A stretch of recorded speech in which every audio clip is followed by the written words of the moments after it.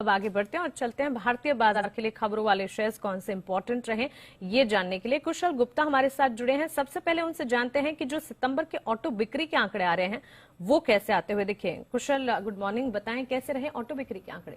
Good morning Mansi. तो ज्यादातर auto बिक्री के आंकड़े जो है 1 तारीख को ही आ गए थे शुक्रवार को, पर कुछ एक कंपनियां हैं जिन्होंने पोस्ट मार्केट अपने नंबर्स डिक्लेयर किए थे और यहां पर सबसे पहले है हीरो मोटोकॉर्प, जहां पर नंबर्स जो हैं अनुमान से काफी बेहतर आते हुए दिखे हैं मानसी। इनफैक्ट हमारा अनुमान 4,85,000 यूनिट का था, उसके मुकाबले कंपनी ने सितंबर महीने में 5,30,000 यूनिट्स करीबन बेचे हैं।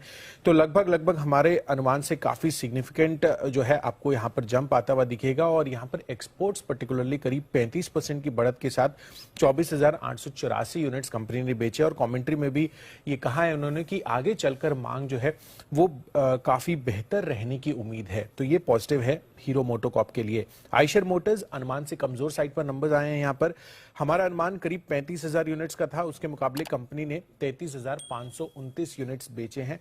और साथ ही कंपनी की जो एक्सपोर्ट्स है वहां पर थोड़ी सी बढ़ोतरी हमें देखने को मिली है, 4,131 यूनिट से बढ़कर 6,296 यूनिट्स। तो यहां पर भी फोकस रहेगा। और एक अपडेट है टाटा मोटर्स को लेकर, जहां पर उन्होंने रिवाइज नंबर्स डोमेस्टिक बिक्री के सेल्स नंबर्स में बदलाव किया है।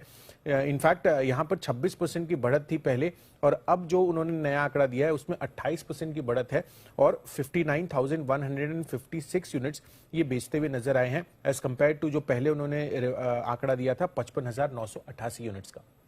बिल्कुल। और साथ ही फिर कुछ खबरों के दम पर कौन से शेयर्स एक्शन में रहेंगे। वीकेंड के दौरान भी कई सारी कंपनियों की खबरें आती हुई दिखी होंगी और साथ ही ट्रिगर्स आज के लिए फिर कौन से इंपॉर्टेंट है। बिल्कुल मानसी, तो मोस्ट इंपॉर्टेंटली आप देखिए अर्निंग सीजन अब से शुरू होने वाला है 2-3 दिनों में ही, और उसके पहले क्वार्टरली अपडेट्स जो हैं वो बैंकों और एनबीएफसीज की तरफ से आते हुए नजर आ रहे हैं, जिसमें सबसे पहले है एचडीएफसी लिमिटेड। यहां पर क्वार्टरली अपडेट आया है। सितंबर तिमाही में कंपनी ने 7,132 करोड़ रुपए के लोन दिए हैं। पिछले साल ये आंकड़ा 3,026 यूनिट्स का था, तो लगभग 135% की बढ़त यहां पर है। साथ ही जो ग्रॉस डिविडेंड इनकम है कंपनी की ऑलमोस्ट 262% बढ़कर 1,171 करोड़ पर जाती हुई दिखी है। फेडरल बैंक के भी Q2 अपडेट्स आए हैं। यहां पर इनका जो कासा रेशियो है वो 25 क्वार्टर के हाई पर आता हुआ दिखा है, और अब जो 36.16% है ये कासा रेशियो अभी आया है। पिछले साल 33.68% ये फिगर था। टोटल डिपॉजिट्स लगभग 10% बढ़े हैं और 1,71,995 करोड़ जो है इन्होंने इनके टोटल डिपॉजिट्स रहे हैं। साथ ही जो ग्रॉस एडवांसेस है वहां पर भी 10% की बढ़त हमें देखने को मिली है। सीएसबी बैंक यहां पर भी Q2 अपडेट्स हैं। टोटल डिपॉजिट्स ऑलमोस्ट 9% बढ़कर 19,061 करोड़ पर आए हैं। क्वार्टरली देखेंगे तो करीब 2.2% की बढ़त है। ग्रॉस एडवांसेस में 12% की बढ़त के साथ 14,304 करोड़ ये इनका फिगर आया है। और जो गोल्ड लोन है advance against gold and gold jewellery, यहां पर भी आपको ऑलमोस्ट 10% की बढ़त के साथ 5,441 करोड़ पर यह फिगर आया है। कासा रेशियो भी कंपनी का इंप्रूव है, सालाना आधार पर 32.6% पर अब ये वैल्यू आ रही है। एवेन्यू सुपरमार्ट यहां पर भी Q2 अपडेट है और YOY आधार पर बेहतरीन परफॉर्मेंस आई है, जहां पर करीब 46.5% की ग्रोथ के साथ इनका स्टैंड अलोन रेवेन्यू अब जो आंकड़ा है 7,650 करोड़ रुपए के करीब आता हुआ दिखा है। कोल इंडिया यहां पर भी सितंबर अपडेट्स है। करीब 0.5% की बढ़त जो है इनकी प्रोडक्शन में हुई है। 40.7 मीट्रिक टन अब इनकी वैल्यू आ रही है, और जो ऑफटेक है वहां पर भी लगभग 3.5% की बढ़त के साथ 48.3 पर यह फिगर आया है।